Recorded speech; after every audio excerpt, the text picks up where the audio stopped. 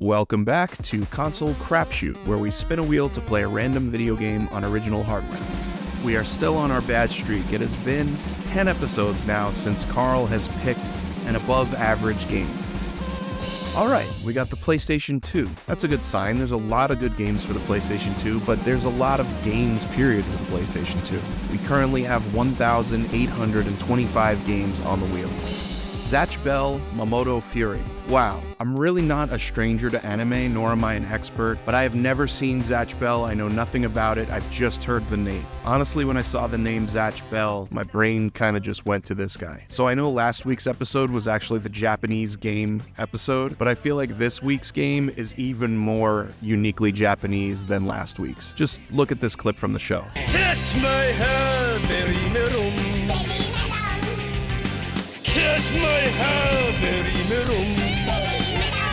So I'm gonna summarize the story of Zatch Bell from what little I picked up from the game. Again, I know nothing about it, nor am I gonna research it any further, but I'll just tell you what I think it's about. So everyone's familiar with Pokemon, right? In Pokemon, you have a trainer, and the trainer captures these animals called Pokemon, and the Pokemon have powers, like, the main one shoots lightning, and you train your animals to fight each other. It's actually kind of fucked up. But Zatch Bell, again, from what I gather, is kind of like Pokemon, except instead of animals, you have alien toddlers. You have like babies, like weird babies that have powers. Like your main one also shoots electricity out of its mouth. And each alien toddler comes with a book, and the trainer, so to speak, has this like spell book and yells out these spells, and then you have your babies beat the ever-loving shit out of each other. And then the last weird alien baby standing becomes king of the freaky alien babies, or the Mamodo king, as the game puts it. Did I get close at least? Like, if you grew up with the show or you're just a fan of the show, let me know how close I got.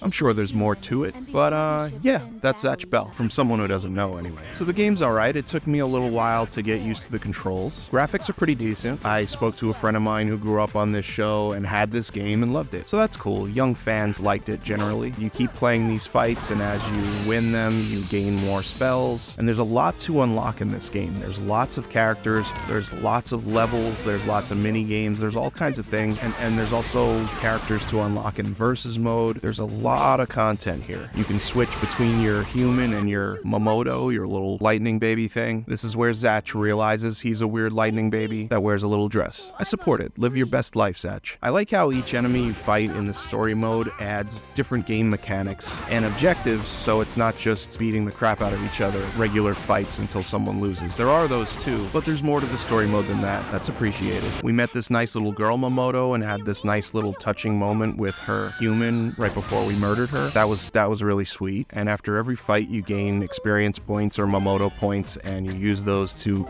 upgrade your character. Get more skills, speed, power, defense, all that, and you can take on stronger enemies. Got to level 9, and you're supposed to protect this school. I couldn't figure out how to do it. I could have looked it up, but I got impatient, and I kind of gave up, to be honest. For a game that's geared towards kids, it doesn't do a good job of spelling out exactly what you need to do, but I appreciate the effort nonetheless. There's like a versus mode. If you have two people, you could check out some of the other characters.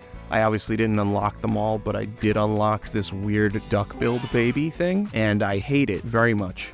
It's disturbing. Oh, I unlocked the very melon guy. That was exciting. Oh, and there's a ton of bonus games that you can unlock. I only unlocked one of them, and I wouldn't really call this a game. It's kind of nonsense. Maybe this is just an odd one, and the other ones are more like mini games. But you just wiggle this weird little box guy thing until it falls over and dies, and then you visit its grave. And then if you go back to that mini game, you can't play it anymore. You just go back to the guy's grave because he's dead now. It's so weird. Gotta love it. Alright, so Zatch Bell, Mamodo Fury for the PlayStation 2.